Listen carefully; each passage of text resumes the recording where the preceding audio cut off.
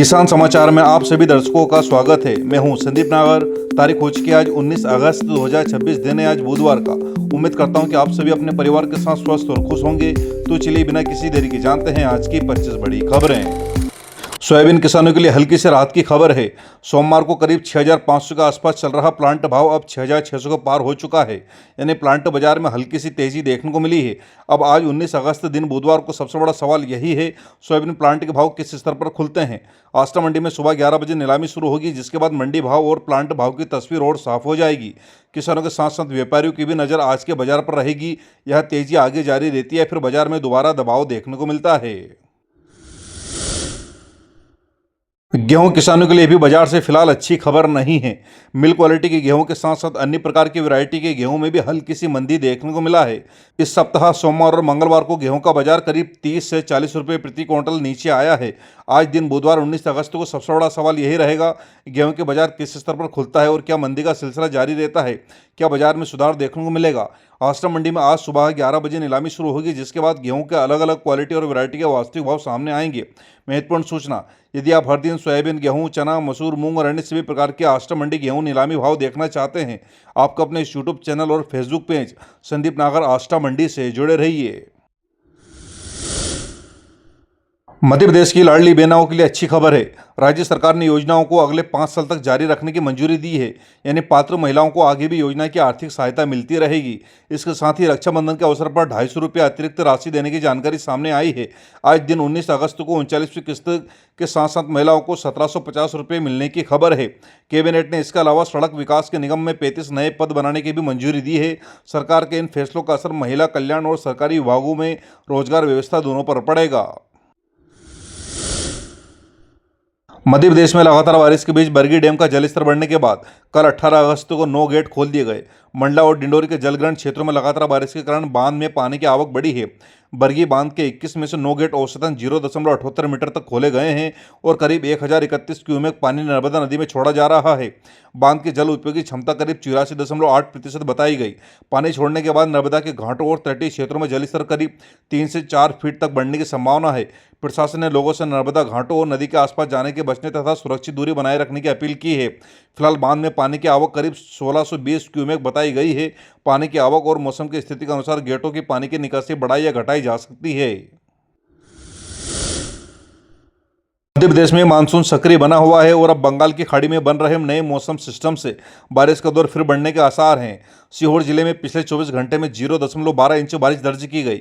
जिले में सबसे ज़्यादा बारिश रेहटी में 0.44 इंच हुई है। इसके अलावा कई इलाकों में हल्की बारिश दर्ज की गई। अभी बारिश की रफ्तार कम जरूर है, लेकिन मौसम पूरी तरह साफ नहीं हुआ। आपके मन में सवाल होगा, आखिरकार बारिश कम क्यों हुई। फिलहाल सिस्टम का असर सीमित होने के कारण कुछ क्षेत्रों में हल्की बारिश हो रही है। वहीं बंगाल की खाड़ी में नया सिस्टम बनने से मध्य भारत में बारिश की गतिविधियां बढ़ने की संभावना है। मौसम विशेषज्ञों के अनुसार मध्य भारत इस दौरान बारिश के प्रमुख क्षेत्रों में बना हुआ है। मध्य प्रदेश में करीब 1.5 लाख शिक्षकों के लिए बड़ी खबर है। कर्मचारी चयन मंडल ने टीईटी 2026 का शेड्यूल जारी कर दिया है। परीक्षा 12 अक्टूबर 2026 से शुरू होगी। इसके लिए ऑनलाइन आवेदन 21 अगस्त से शुरू होंगे और 4 सितंबर तक भरे जा सकेंगे। आवेदन में सुधार के लिए 21 अगस्त से 9 सितंबर तक का मौका दिया गया है। प्राथमिक शिक्षा पात्रता परीक्षा में 150 प्रश्न होंगे और पेपर 150 अंकों का होगा। परीक्षा के लिए 2 घंटे 30 मिनट मिलेंगे और सबसे खास बात यह है, गलत जवाब पर नेगेटिव मार्किंग नहीं होगी। परीक्षा में सामान्य वर्ग के लिए 60%, जबकि SC, ST, OBC, दिव्यांग और EWS वर्ग के लिए 50% अंक न्यूनतम पात्रता रखी गई है। परीक्षा शुल्क 1000 प्रति प्रश्न पत्र निर्धारित किया गया है। यह परीक्षा सुप्रीम कोर्ट के निर्देश के अनुपालन में कराई जा रही है और संबंधित शिक्षकों को 31 अगस्त 2028 तक टीईटी पास करना होगा। मध्य प्रदेश के उज्जैन के महाकाल मंदिर परिसर में करीब 1000 साल पुराने मंदिर का पुनर्निर्माण अब आकार लेने लगा है। करीब 6 साल पहले परिसर में हुई खुदाई के दौरान इस प्राचीन मंदिर के अवशेष मिले थे। पुरातात्विक अवशेषों के आधार पर यह प्राचीन मंदिर की संरचना को दोबारा तैयार किया जा रहा है। इसका आधार तैयार हो चुका है और प्रस्तावित मंदिर की लंबाई करीब 37 फीट होगी। निर्माण पर करीब 65 लाख रुपए खर्च होने की जानकारी सामने आई है। इस प्राचीन मंदिर का निर्माण उस दौर की स्थापत्य शैली को ध्यान में रखते हुए किया जा रहा है, ताकि श्रद्धालुओं को महाकाल परिसर का 1000 साल पुराने इतिहास और मंदिर की प्राचीन विरासत को देखने का अवसर मिल सके। यानी अब महाकाल मंदिर परिसर में सिर्फ भगवान महाकाल दर्शन ही नहीं, बल्कि उज्जैन के करीब 1000 साल पुरानी मंदिर विरासत भी नए स्वरूप में दिखाई देगी। मध्य प्रदेश के ग्वालियर के सिंधिया राज परिवार की पैतृक संपत्तियों से जुड़े करीब 40,000 करोड़ रुपए के विवाद में कोर्ट में सुनवाई हुई। मामले में परिवार के बीच हुए राजीनामे यानी समझौते पर बड़ी बुआ की बेटी ने आपत्ति जताई। मामले की सुनवाई के दौरान कोर्ट ने रिकॉर्ड सीलबंद लिफाफे में पेश करने के तरीके पर भी आपत्ति जताई है और कहा है कि रिकॉर्ड इस तरह सीलबंद लिफाफे में नहीं दिए जाएंगे। इसके साथ ही मामले की अगली सुनवाई आगे बढ़ा दी गई है। दरअसल सिंधिया परिवार की पैतृक संपत्तियों के बंटवारे को लेकर लंबे समय से विवाद चल रहा है। अब राजीनामे पर परिवार की एक सदस्य की आपत्ति के बाद मामला फिर चर्चे में आ गया। अगली सुनवाई में विवाद से जुड़े दस्तावेजों और आपत्तियों पर आगे की प्रक्रिया होगी। मध्य प्रदेश के सागर जिले से सरकारी सिस्टम की लापरवाही का हैरान करने वाला मामला सामने आया। बोरादिया नो नागर के 30 वर्षीय विकास साहू का राशन पोर्टल पर मृत दर्ज कर दिया गया, जबकि विकास पूरी तरह जीवित थे। रिकॉर्ड में मृत दर्ज होने के बाद उनका करीब 1.5 साल से राशन बंद है। विकास का कहना है कि वह लगातार अधिकारियों से अपनी स्थिति ठीक कराने की मांग कर रहे हैं, लेकिन राशन का लाभ अब तक नहीं मिल पाया। मामला सामने आने के बाद सवाल उठ रहा है कि बिना वास्तविक सत्यापन के किसी जीवित व्यक्ति को सरकारी रिकॉर्ड में मृत कैसे दर्ज किया गया। मध्य प्रदेश के राशन पोर्टल पर पात्र हितग्राहियों को रिकॉर्ड का प्रबंधन किया जाता है। अब विकास की मांग है कि रिकॉर्ड में सुधार कर उन्हें दोबारा राशन का लाभ दिया जाए।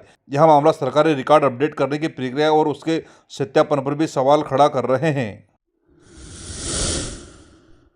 मध्य प्रदेश के धार जिले में ग्रामीणों ने गांव के खराब सड़क और कीचड़ भरे रास्ते की समस्याओं को लेकर विरोध का अनोखा तरीका अपनाया।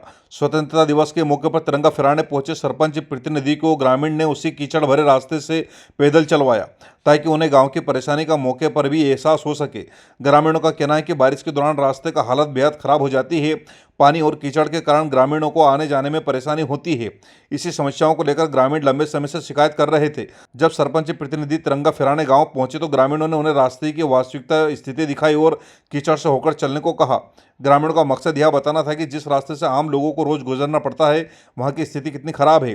ग्रामीणों का यह तरीका अब चर्चा में है। उनका कहना है कि सिर्फ शिकायत करने के बजाय जनप्रतिनिधियों को समस्याओं का प्रत्यक्ष अनुभव कराया गया है, ताकि सड़क की समस्याओं का जल्द समाधान हो सके। मध्य प्रदेश के नगरीय निकायों में काम कर रहे कंप्यूटर ऑपरेटरों के लिए महत्वपूर्ण अपडेट है। अब पदोन्नति का लाभ लेने के लिए सीपीसीटी यानी कंप्यूटर दक्षता प्रमाणीकरण परीक्षा का पास करना अनिवार्य होगा। दरअसल नगरीय निकायों में कई कंप्यूटर ऑपरेटर बिना सीपीसीटी प्रमाण पत्र के काम कर रहे हैं। ऐसे कर्मचारियों को अपनी पात्रता पूरी करने के लिए 30 दिन का समय दिया गया है। सरकार की इस व्यवस्था का सीधा असर उन हजारों कर्मचारियों पर पड़ेगा जो पदोन्नति की उम्मीद कर रहे हैं। यानी अब केवल सेवा अवधि पूरी होना पर्याप्त नहीं होगा, बल्कि सीपीसीटी की पात्रता भी पूरी करना होगा। इस फैसले का उद्देश्य नगरीय निकायों में कंप्यूटर से जुड़े काम करने वाले कर्मचारियों की तकनीकी दक्षता सुनिश्चित करना है। अब कर्मचारियों को तय समय सीमा के भीतर सीपीसीटी की शर्त पूरी करना होगा। मध्य प्रदेश के सरकारी अस्पतालों में स्वास्थ्य सेवाओं को मजबूत करने के लिए 306 पदों पर डॉक्टरों की नियुक्ति की जाएगी। इन नियुक्तियों से प्रदेश के जिला अस्पताल, सिविल अस्पताल और सामुदायिक स्वास्थ्य केंद्रों में डॉक्टरों की कमी दूरी करने में मदद मिलेगी। इसके साथ ही संजीवनी क्लिनिकों पर भी जल्द नए डॉक्टरों की नियुक्ति की तैयारी है। सरकार का उद्देश्य शहरी और ग्रामीण क्षेत्रों में लोगों को नजदीकी की बेहतर प्राथमिक स्वास्थ्य सुविधा उपलब्ध कराना है। इन पदों पर नियुक्ति होने के बाद सरकारी स्वास्थ्य संस्थानों में डॉक्टरों की उपलब्धता बढ़ेगी और मरीजों को इलाज के लिए ज़्यादा इंतजार नहीं करना पड़ेगा। खासकर उन क्षेत्रों को फायदा मिलने की उम्मीद है जहां डॉक्टरों की कमी के कारण स्वास्थ्य सेवाओं पर दबाव बना हुआ है। यानी मध्य प्रदेश में स्वास्थ्य व्यवस्थाओं को मजबूत करने की दिशा में 306 डॉक्टरों की नियुक्ति एक अहम कदम है। मध्य प्रदेश में सरकारी नौकरी के लिए तैयारी कर रहे युवाओं के लिए एक बड़ी खबर है। कर्मचारी चयन मंडल यानी एमपीईएसबी ने 2026 का संशोधित परीक्षा कैलेंडर जारी किया है। इसके मुताबिक अगले कुछ महीनों में करीब 19,000 से ज़्यादा पदों पर भर्ती परीक्षाएं आयोजित होगी। इन भर्ती कैलेंडर में 12 प्रमुख परीक्षाएं शामिल है। इनमें सबसे बड़ा भर्ती पुलिस कांस्टेबल के 7,500 पदों हैं। इसके अलावा पुलिस कांस्टेबल ड्राइवर के 1,000, पंचायत सचिव और रोजगार सहायक के 2,900, कृषि विकास अधिकारियों के 2,784 और जिला पंचायत के 2,299 पद शामिल है। परीक्षाओं का सिलसिला सितंबर से दिसंबर 2026 के बीच चलेगा। सितंबर में कृषि विकास अधिकारी और जिला पंचायत जैसी परीक्षाएं प्रस्तावित है, जबकि अक्टूबर-नवंबर में पुलिस कांस्टेबल भर्ती और नवंबर-दिसंबर में पंचायत सचिव एवं रोजगार सहायक भर्ती परीक्षा प्रस्तावित है। यानी अगले 4 महीनों में सरकारी नौकरी की तैयारी कर रहे युवाओं के लिए कई बड़े मौके आने वाले हैं। हालांकि परीक्षा कैलेंडर में दिए गए महीने संभावित है और अंतिम तारीखें अलग अलग भर्ती का नोटिफिकेशन जारी होने के बाद स्पष्ट होगी। मध्य प्रदेश के भोपाल में आज से करीब 3,500 टैक्सियों के पहिए थम गए। टैक्सी चालक संघ और टैक्सी यूनियन कल्याण समिति ने मोर्चे को 18 अगस्त से हड़ताल शुरू करने का ऐलान किया है। टैक्सी चालकों की मुख्य मांग है कि सरकार टैक्सी का किराया तय करे और एग्रीगेटर कंपनियों की कथित मनमानी पर रोक लगाए। चालकों का कहना है कि मौजूद किराए में ईंधन, वाहन का रखरखाव, बीमा, लोन की किस्त और दूसरे खर्चे निकालना मुश्किल हो रहा है। चालकों ने बेस फेयर, टाइम चार्ज और प्रति किलोमीटर किराया तय करने की मांग रखी है। इसके अलावा निजी नंबर वाले वाहनों और ई रिक्शा को व्यवसायिक इस्तेमाल पर रोक की मांग भी की है। 19 अगस्त को बोर्ड ऑफिस चौराहे पर धरना प्रदर्शन किया जाएगा और इसके बाद मुख्यमंत्री तथा परिवहन मंत्री का नाम ज्ञापन सौंपा जाएगा। यूनियन ने चेतावनी दी है कि मांगों का समाधान नहीं हुआ तो हड़ताल को अनिश्चितकालीन बंद में बदला जा सकता है। मध्य प्रदेश में समान नागरिक संहिता यानी यूसीसी को लेकर एक अफवाह ने भोपाल में लोगों की चिंता बढ़ा दी। सोशल मीडिया पर यह बात तेजी से फैलाई गई कि यूसीसी लागू होने के बाद कजन मैरिज यानी रिश्ते के भाई बहन के बीच विवाह पर रोक लग सकती है। इस अफवाह के बाद भोपाल में निकाह कराने के लिए आवेदनों में अचानक बढ़ोतरी देखने को मिली। रिपोर्ट के मुताबिक जहां सामान्य दिनों में करीब 30 आवेदन रोज आते थे, वहीं संख्या बढ़कर लगभग 300 प्रतिदिन तक पहुंच गई। कुछ परिवारों ने अपनी शादी की तारीख भी जल्द करने की कोशिश की है। मामला बढ़ने के बाद मध्य प्रदेश वक्फ बोर्ड ने इस खबर को अफवाह बताया है। बोर्ड की ओर से कहा गया है कि कजन मैरिज पर रोक लगने की बात को लेकर लोगों में भ्रम फैलाया जा रहा है और इसे षड्यंत्र बताया गया है। यानी फिलहाल यूसीसी के नाम पर कजन मैरिज पर प्रतिबंध लगने की खबर को लेकर कोई ऐसी पुष्टि सामने नहीं आई है, लेकिन अफवाह के कारण भोपाल में निकाह के आवेदन अचानक कई गुना बढ़ गए। मध्य प्रदेश में औद्योगिक विकास को लेकर बड़ी खबर है। भारत औद्योगिक विकास योजना यानी भव्या के तहत प्रदेश में 11 नए इंडस्ट्रियल पार्क विकसित करने के प्रस्ताव रखे गए हैं। इन परियोजनाओं की कुल प्रस्तावित लागत 8,144.35 करोड़ रुपये है और यह पार्क करीब 9,047 एकड़ क्षेत्र में विकसित किए जाएंगे।